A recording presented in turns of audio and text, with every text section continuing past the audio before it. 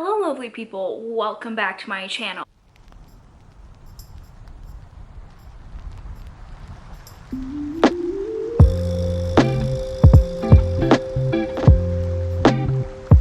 My name is Maya. If you've never been here before, don't forget to hit that subscribe button down below. I post videos about books, vlogs, and I have a TBR game where drag queens choose my TBR every single month. So if that's interesting to you, hit the subscribe button. And yeah, today is just gonna be a book haul. Most of the books that I've ordered in the last 3 months or purchased in the last 3 months, I've kind of been collecting them to make a reasonably long video. We're just gonna jump in. I have most of them here, and then any ebooks or books I've ordered that have not yet come, I will talk about at the end. Let's go. Okay, so the first 4 books in this haul are from a used book sale that was at my community center, and I think everything was like $2 or $3. So I grabbed these 4. Let's start with this one. So if you watch my videos, you know that I read Broken by Jenny Lawson last month, and this is Let's Pretend This Never Happened, a mostly true memoir, and this is Jenny Lawson's first or second. Definitely looks like first. It's got this little, I don't know, taxidermied mouse with a cape on it. Anyway, so this was her first memoir, and I really liked Broken, which is her newest one, and I read half of Furiously Happy, which is her second one, which I loved. So when I saw this on the table, I was like, you know what? I gotta pick it up. And the sticker says it's from Powell's Books, and it was $16. So I think I got it for $3 or $2, so that's a good deal. The next book I picked up was The Tattooist of Auschwitz by Heather Morris. I have heard a lot about this book, but I've never, it wasn't on my TBR or anything, but I have wanted to read it, so when I saw it, I thought I'd pick it up. So I will read you the back. In April 1942, Lake Sokolov, a Slovakian, that's not her name. That's not a lake, it's a person's name. Also, someone's child got a hold of this book and drew all over it in red pen, which is part of the problem. Lael is her name. In April 1942, Lael Sokolov, a Slovakian Jew, is forcibly transported to the concentration camps at Auschwitz-Birkenau. When his captors discover that he speaks several languages, he's put to work on as a tattooier, the German word for tattooist. Oh, tattooier, I guess. I might just cut this whole part out. Tasked with permanently marking his fellow prisoners. Imprisoned for more than 2.5 years, Lael witnesses horrific atrocities and barbarism, and also incredible acts of bravery and compassion. Risking his own life, he uses his privileged position to exchange jewels and money from the murdered Jews for food to keep his fellow prisoners alive. On one day in July 1942, Lael, prisoner 32407, comforts a trembling young woman waiting in line to have the number 34902 tattooed on her arm. Her name is Gita, and in that first encounter, Lael vows to somehow survive the camp and marry her. I don't think it's going to be an overly happy book, but I've heard really good things, and my mom's side of the family is Jewish, so I think I will enjoy this book, or at least I think it's important for me to read it. So according to this one, it was 30% off at Indigo, but the retail price was $25. So again, $3 or something I paid. Next, I picked up, oh my goodness, this book that's on my TBR called Never Let Me Go by Kazuo Ishiguro. Again, this person has written all over the back, so I'm assuming that this book belonged to the same house. From Booker Prize winner author Kazuo Ishiguro comes a devastating new novel of innocence, knowledge, and loss. As children, Kathy, Ruth, and Tommy were students at Hailsham, an exclusive boarding school secluded in the English countryside. It was a place of mercurial cliques and mysterious rules, and teachers were constantly reminding their charges of how special they were. Now, years later, Kathy is a young woman. Ruth and Tommy have re-entered her life, and for the first time, she's beginning to look back at their shared past and understand just what it is that makes them so special, and how that gift will shape the rest of their time together. So, I must have heard of this somewhere because this one is one that's on my TBR on Goodreads, but it sounds really interesting to me. It sounds kind of like dark academia, and I do love me some dark academia, so I wanted to grab this one, and this says it retailed for $15, so there you go. And the last used book that I got was Beartown by Frederick Bachmann. I want to read all of his books, but I've heard the most about this one, and I actually tried watching the show. So hopefully once I read this, the show will make more sense to me and I will be able to finish it. Basically it's about this town that is like united around their hockey team, and it's like a Swedish town, and then there's like a violent action that may have been done by a hockey player on the team, and it like throws the whole town into turmoil. So, sounds very interesting, and I do love hockey, so I have wanted to read Frederick Bachmann for a while, so I'm very excited. This one says it retails for $12.99. So those are all the used books that I got. The next book that I'll talk about is House of Sky and Breath by Sarah J. Maas. I pre-ordered this one and it came on February like 16th or 15th, whatever day it was released. I read this in February. Great book. Yeah, the ending, you guys. Oh my god, if you have not read this book, seriously. Basically it's the sequel to House of Earth and Blood, so I'm not going to talk too much about it, but it's basically takes place after those events and follows the same characters, and there's some more characters. This one is much spicier, so you have been warned. The next book that I got was Beautiful Little Fools by Julian Cantor. Look how cool that cover is. I heard about this one online somewhere, added it to my TBR, and picked it up like the day it came out. It came out last month as well. You can see my little indigo receipt there. So this is a Great Gatsby retelling. If you followed me for a while, you'll know that I tried to read 2 other Gatsby retellings last year, and I was unsuccessful. I read one of them and gave it 3 stars, which was Tell Me My Name, and I read like not even half of Nick by Michael Ferris Smith and DNF'd it. So third time is a charm. This book is basically takes place, spoilers for The Great Gatsby. If you have not yet read it, I think over 100 years have passed. We're probably good. This set, I'll read you. Basically, Jay Gatsby is found dead in his swimming pool, and the police believe that it was the mechanic. That's how Gatsby ends. But a diamond hairpin is discovered in the bushes by the pool, and 3 women fall under suspicion. Each holds a key that can unlock the truth to the mysterious life and death of this enigmatic millionaire. Daisy Buchanan once thought she might marry Gatsby before her family was torn apart by an unspeakable tragedy that sent her into the arms of the philandering Tom Buchanan. Jordan Baker, Daisy's best friend, guards a secret that derailed her promising golf career and threatens to ruin her friendship with Daisy as well. Catherine McCoy, a suffragette, fights for women's freedom and independence, and especially for her sister, Myrtle Wilson, who's trapped in a terrible marriage. These stories unfold in the years leading up to that fateful summer in 1922, when all 3 of their lives are on the brink of unraveling. Each woman is pulled deeper into Jay Gatsby's romantic obsession, with devastating consequences for all of them. So this sounds like it might actually fulfill what I want, which is like in the Gatsby world, you know?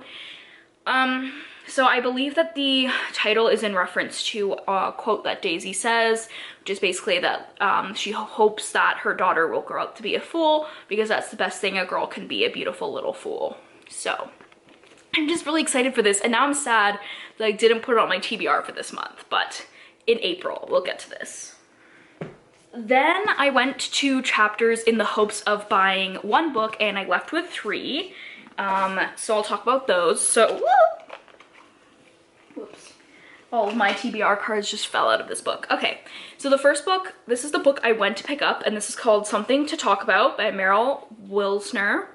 This is the Spicing Up My 20s book club pick for April, and it has been on my TBR for a couple of months. I heard about it on TikTok, so I was really excited to go and grab it. So I went to the store initially to buy this. This is about a Hollywood star and her assistant who get photographed on the red carpet, and everyone starts like saying like, oh, they're a couple, but they don't really know how to respond because they're not dating.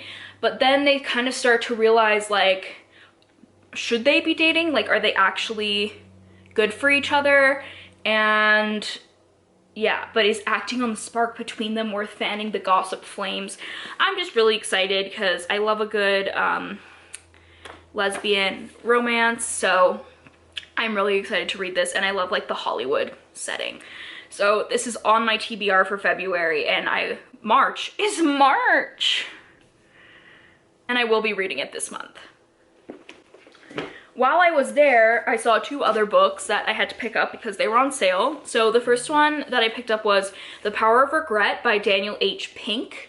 If you watched my most anticipated releases of 2022, you'll know that this was on there. This is a nonfiction book about how looking backward moves us forward, and it's about dealing with regret and using it to like further our lives. So it says, everybody has regrets. They are a fundamental part of our lives, and if we reckon with them in fresh and imaginative ways, we can enlist our regrets to make smarter decisions, perform better at work and school, and deepen our sense of meaning and purpose.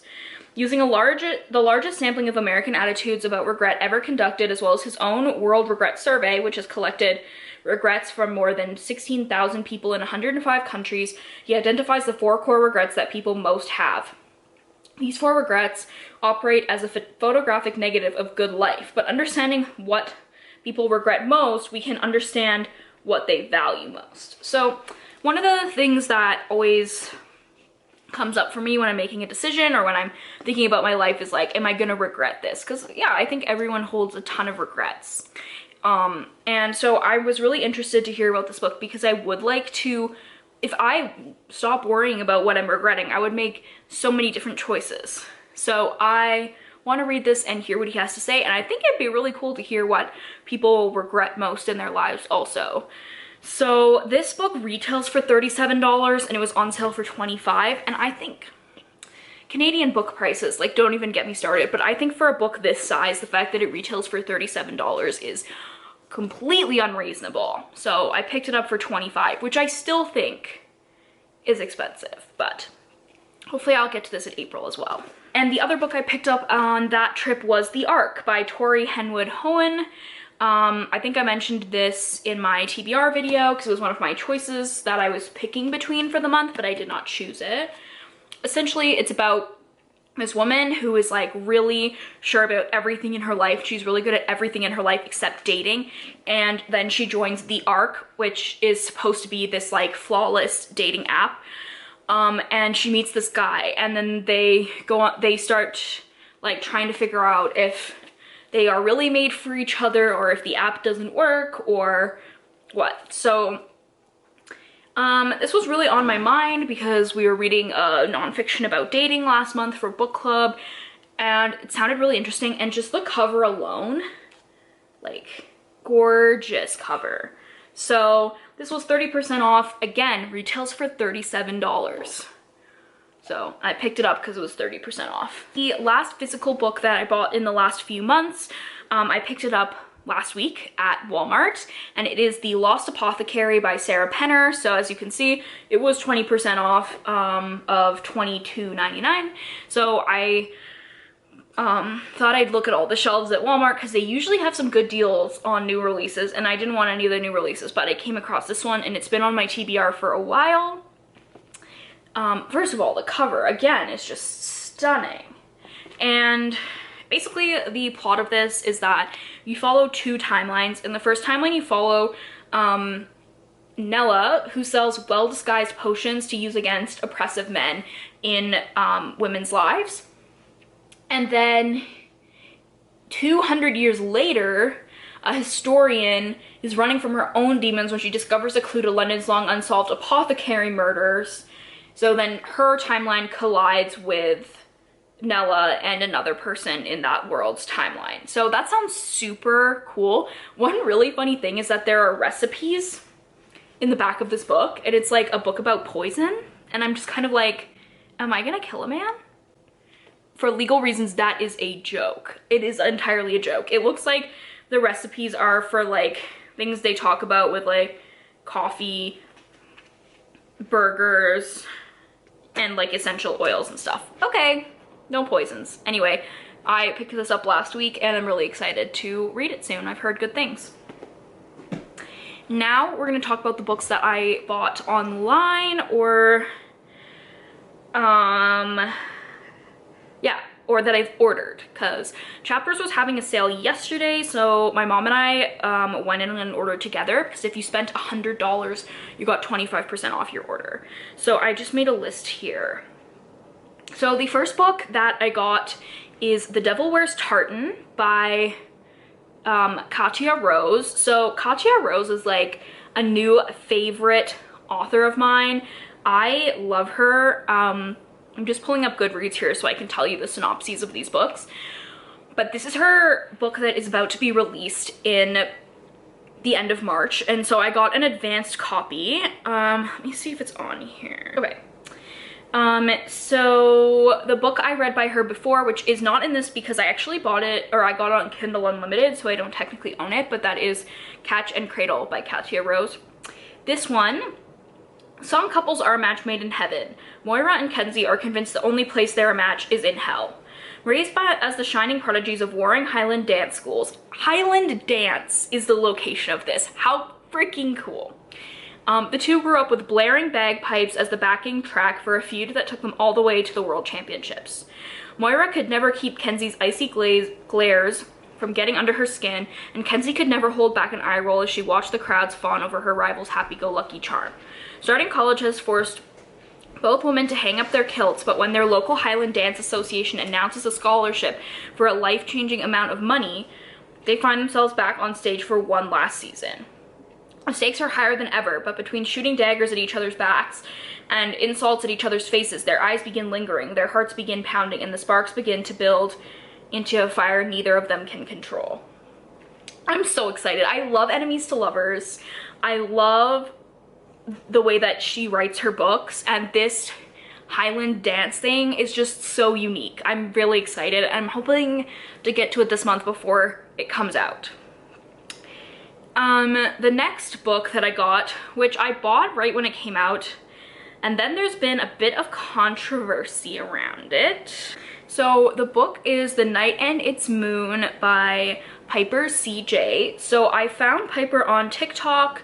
Her book went viral after she posted what happened when she came out to her parents and told them that she was writing a queer book.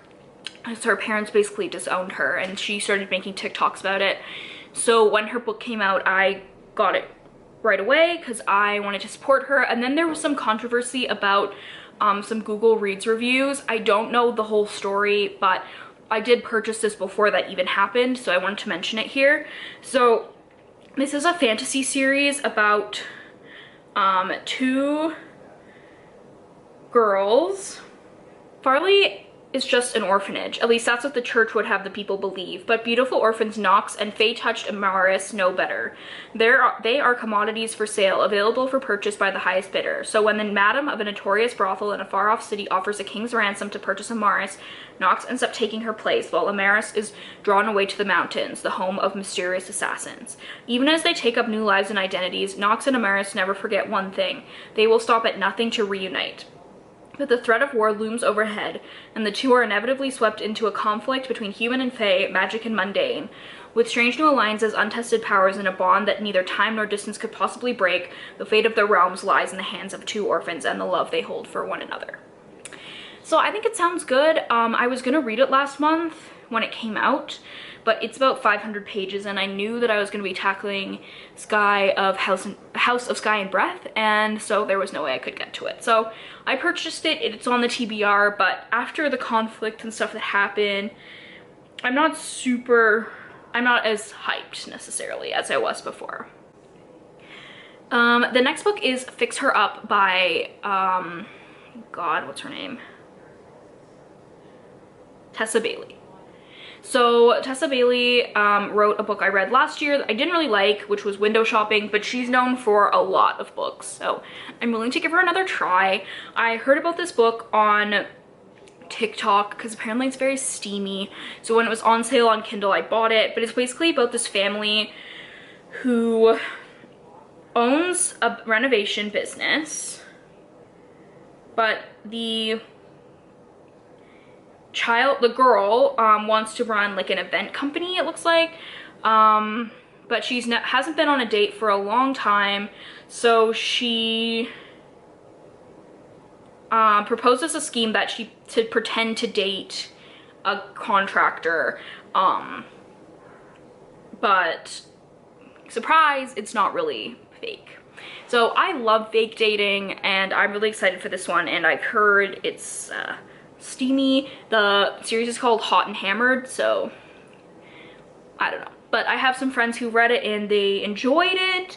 Yeah, so I will like to read this soon. My camera's about to overheat, so let's hurry up. The Club is the next book. Okay, The Club is an exhilarating, addictive read telling a story of ambition and excess and what happens when people who have everything or nothing to lose are pushed to their limit. The Home Group is a collection of ultra-exclusive private members clubs and a global phenomenon, and the opening of its most ambitious project yet, Island Home, a forgotten island transformed into the height of luxury, is billed as the celebrity event of the decade. But as the first guests arrive, the weekend soon proves deadly, because it turns out that even the most beautiful people can keep the ugliest secrets, and in a world where reputation is everything, they'll do anything to keep it. If your name is on the list, you're not getting out. Like, how cool does that sound? I love like elite club rich people mysteries because there's just always so much drama. So I'm very excited to read that. That one just came out on March 1st, so I'm very excited. Next book is The Gilded Ones by Namina Forna. So this book is about a dystopian world where you, on like a specific birthday, you get a blood ceremony, which determines if you become a member of the village.